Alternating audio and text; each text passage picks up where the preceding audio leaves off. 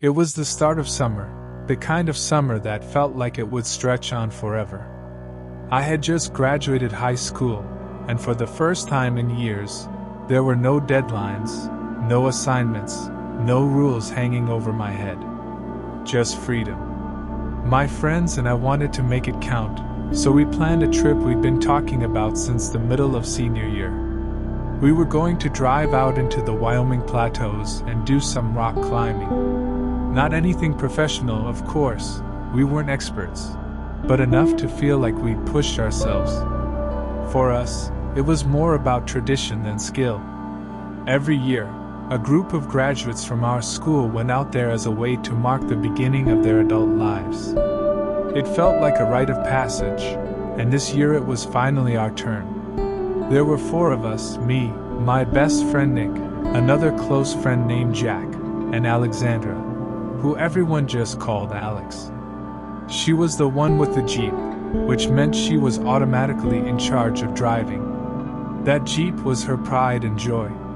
She loved nothing more than heading off-road in it, so when we suggested the plateaus, she didn't even let us finish before saying yes.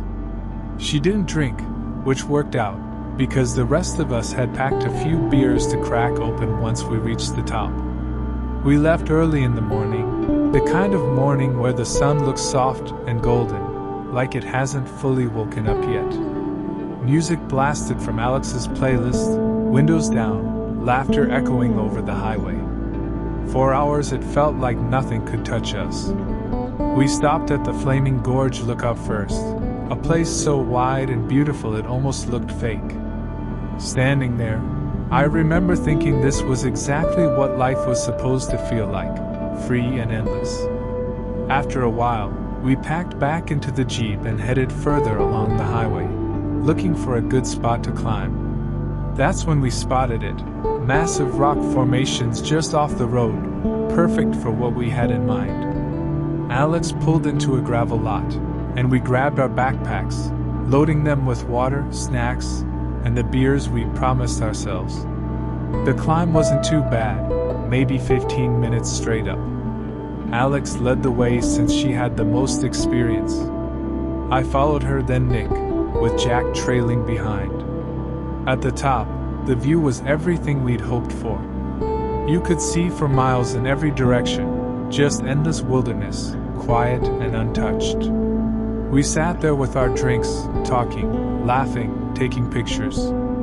For a while, it felt like the world below didn't exist.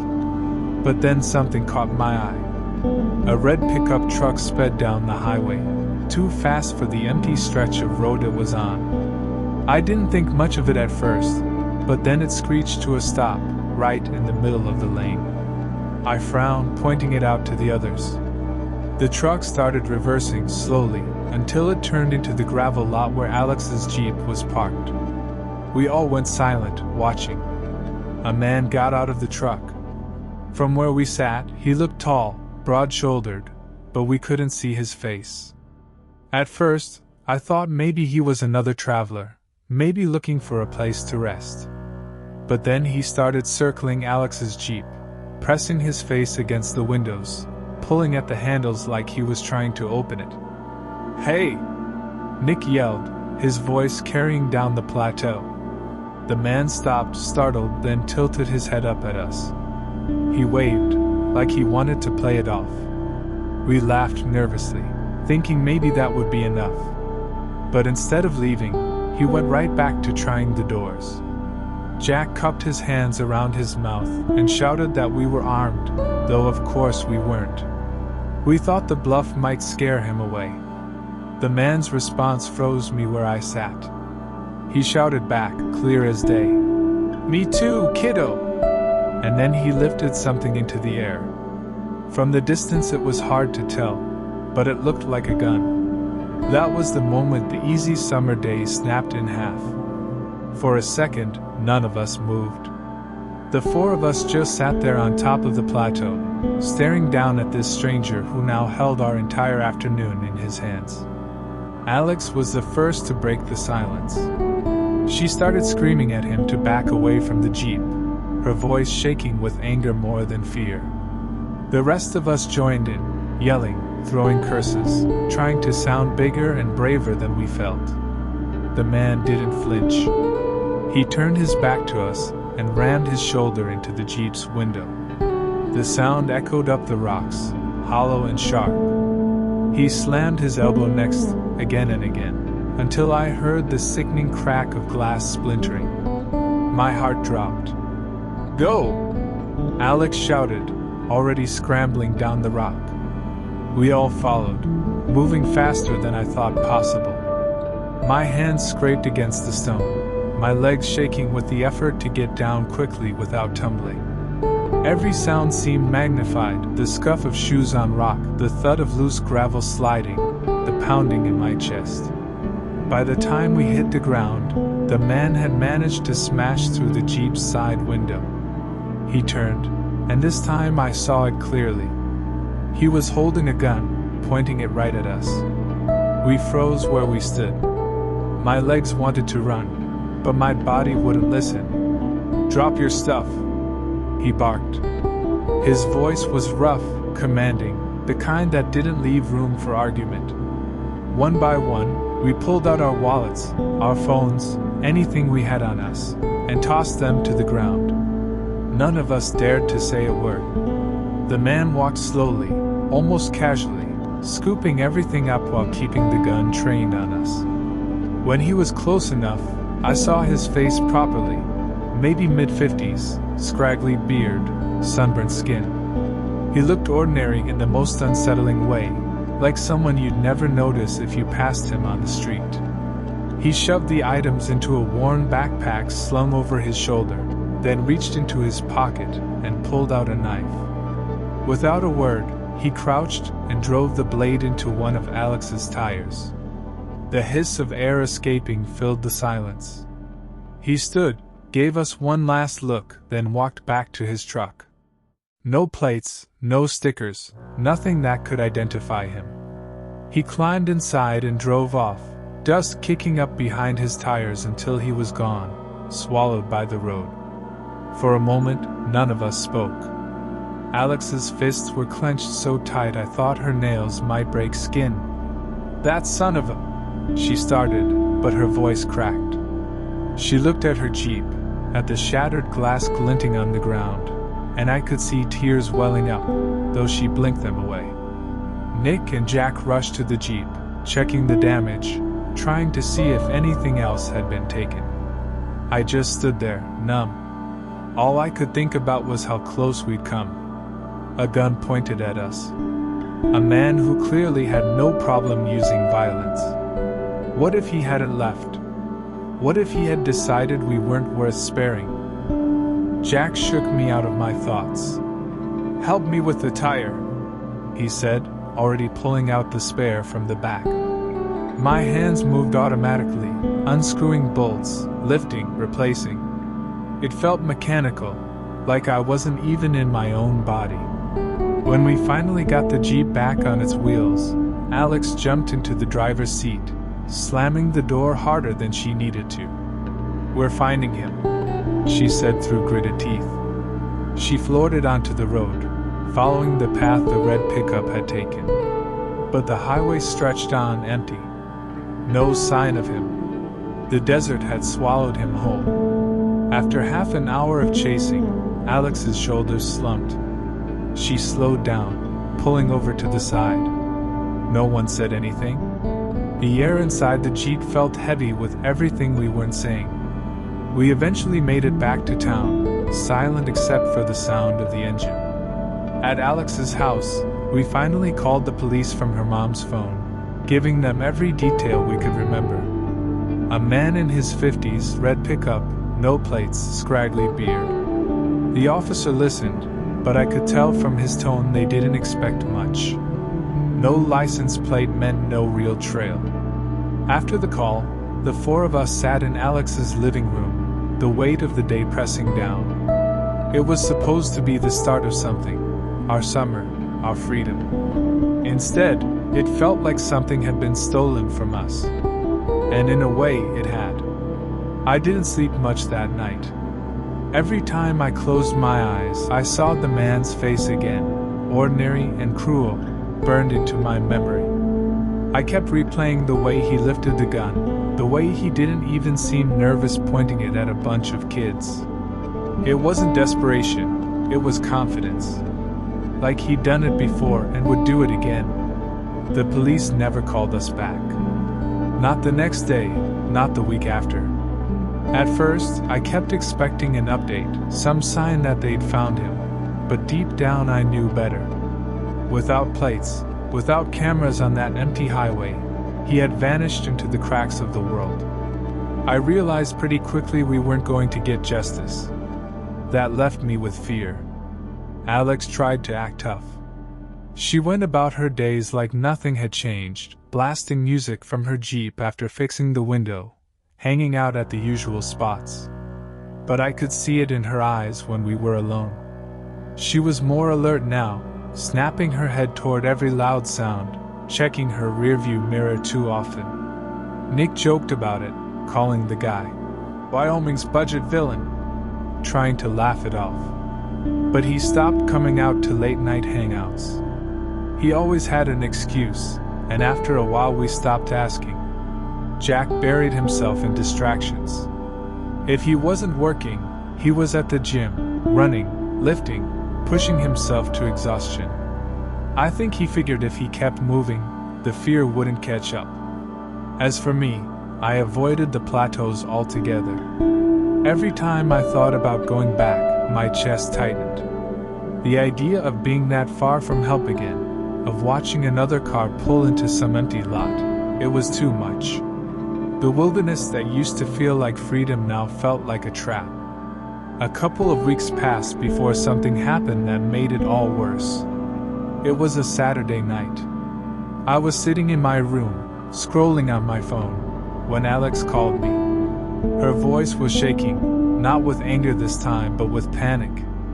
She said she'd been driving back from work, alone on a dark road, when a red pickup truck pulled up behind her. "It looked like him," she whispered, as if the man might somehow hear through the phone. "Same truck. No plates. He followed me for miles. I couldn't lose him until I turned into town." I sat up straight, cold spreading through me. "Did you call the police?" She laughed bitterly. "What are they going to do?" I didn't get his face this time. Just the truck. That night, none of us slept. We stayed on the phone, all four of us, just sitting in silence most of the time. Every noise outside my window made me tense. I imagined him parked somewhere close, waiting. The following day, Alex's dad went over her Jeep to make sure she wasn't being paranoid. He didn't find anything wrong, but that didn't matter. The damage had already been done. It wasn't just a robbery anymore. It was a shadow that followed us everywhere. Over the next few weeks, we tried to get back to normal. But normal was gone. When we hung out, we stayed close to town, always somewhere crowded. No more road trips, no more late-night drives, no more chasing views. We stuck to well-lit streets and fast food parking lots. One evening, sitting in Alex's driveway, she finally said what we were all thinking. "He's still out there. He knows what we look like.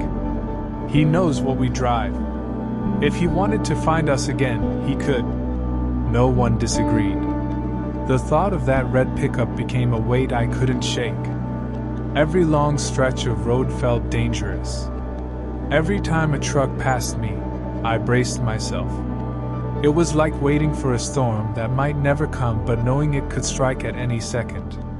The summer that was supposed to be unforgettable was unforgettable in all the wrong ways.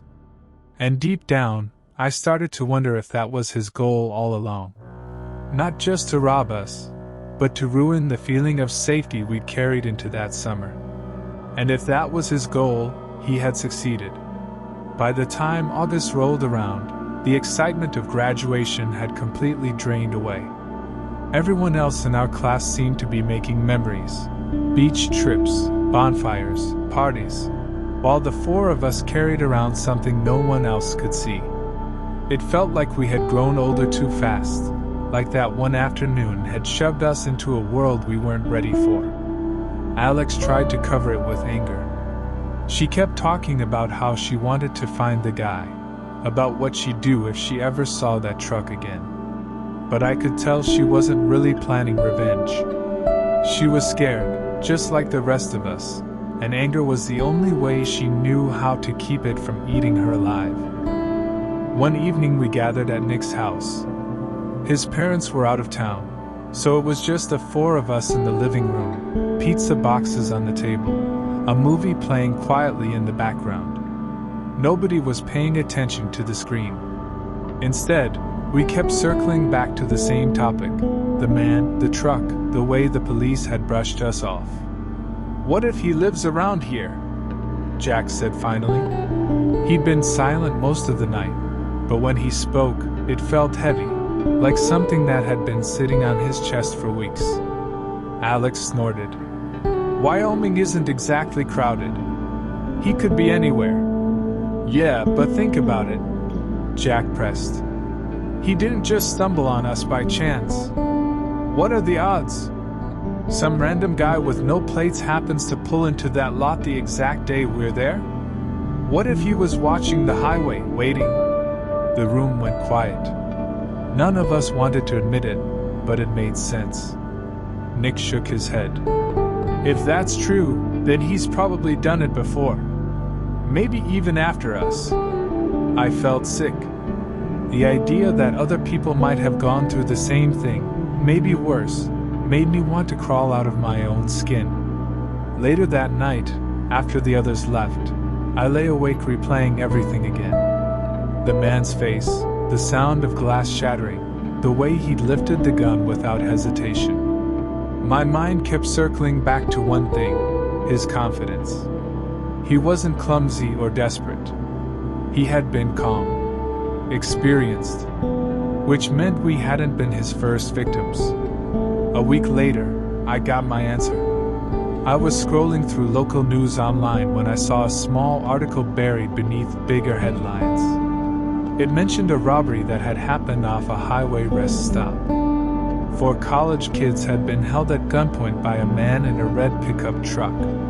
He'd stolen their wallets and phones, then slashed their tires before driving off. No plates. No arrest. I stared at the screen until the words blurred. It was the same story, just with different faces. I sent the link to our group chat, and almost immediately Alex called me. Her voice cracked as she whispered, "It's him. It has to be him." That night we met again, this time at a diner in town. The air between us was thick with unspoken fear. "So what do we do?" Nick asked finally. "We can't just wait around, hoping he doesn't come back." Alex leaned across the table, her eyes fierce. "Then we make sure he doesn't." Her words hung there like a challenge. None of us answered right away, but I think we all felt the same pull. The police had failed us. Whoever this man was, he wasn't going to stop. And if no one else was going to do something, maybe it had to be us. It was a reckless thought, and I knew it. But even as I sat there shaking, some part of me believed Alex was right. Because fear was no longer enough. We didn't make a plan right away. The idea of going after him was terrifying, but once Alex put it out there, it lingered like smoke in the air. None of us wanted to say it out loud, but we were tired of being scared, tired of waiting for him to show up again. Every drive felt like a gamble. Every night carried the possibility of headlights pulling into a driveway that didn't belong there. A few days later, Alex called us to meet at her garage. She had spread out a map of the highways across the hood of her Jeep. "He's hitting remote areas," she said, pointing at the circle she'd drawn in red marker. "Always places with no cameras, no traffic. If he's done it twice, he'll do it again." Nick frowned. "And what? We just sit out there and wait to be next?" Alex shook her head. "Not wait. Watch. If we see the truck, we get his face, something solid we can give to the cops. Plates or no plates, they can't ignore it if we hand them proof. It sounded insane, but it was also the first time since that day on the plateau that we felt like we had some control. So we did it. For 2 weeks, we rotated nights, driving stretches of empty road, stopping at the same pull-offs where he might strike. At first it felt pointless, like we were chasing a ghost. But then, one night, the ghost appeared. It was Jack and me on watch that evening. The sky was ink black, stars scattered overhead, the highway empty except for us. We had parked in the gravel lot near a long stretch of wilderness, pretending to just be 2 kids drinking soda and killing time. And then the rumble of an engine broke the silence. A red pickup truck. My throat went dry. I nudged Jack, and we both ducked slightly in our seats. The truck slowed as it passed, headlights washing over us. For a moment, I thought he would stop, but then he kept driving. Jack pulled out his phone and whispered, "Camera now." We followed at a distance, staying far enough back that our headlights wouldn't catch him, but close enough to keep him in sight. My hands shook as I fumbled with the camera app, zooming in, snapping photos through the windshield. After a few minutes, he pulled into another gravel lot, just like he had with us. My heart dropped. There was a single car parked there, 2 people sitting inside, windows rolled down, laughing at something. They didn't know. They had no idea. Jack's hand tightened on the wheel. "We can't just watch this happen." Before I could answer, the man got out of his truck. Even in the dim light, I knew it was him. Same build, same scraggly beard. He started circling the parked car, just like he had circled Alex's Jeep. Jack slammed his hand on the horn. One long blaring note that shattered the silence. The man froze, head snapping toward us. For a split second, no one moved. Then he bolted back to his truck. I snapped more photos as he sped off, gravel spraying behind his tires. The couple in the other car jumped out, confused and frightened, demanding to know what was happening. We didn't explain much, just told them to leave fast, then we tore back onto the highway, following the pickup until it vanished into the dark. The next morning, we handed everything to the police. Photos of his face, his truck, even the lot where it happened. This time, the officer didn't sound dismissive. He promised they'd investigate, that this was more than just kids panicking. Weeks passed, and we never heard about an arrest. Maybe they found him, maybe they didn't. But something changed in me after that night. For the first time since it all began, I didn't feel powerless. We had stopped him, even if only for a moment. We had warned someone else before it was too late. Summer ended not with celebration, but with a strange mix of fear and resolve. The man was still out there, maybe always would be. But I realized something important.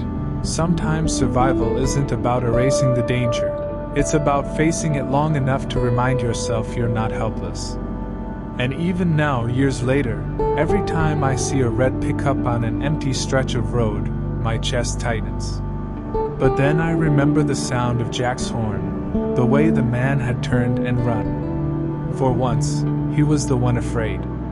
And that, in its own small way, felt like victory.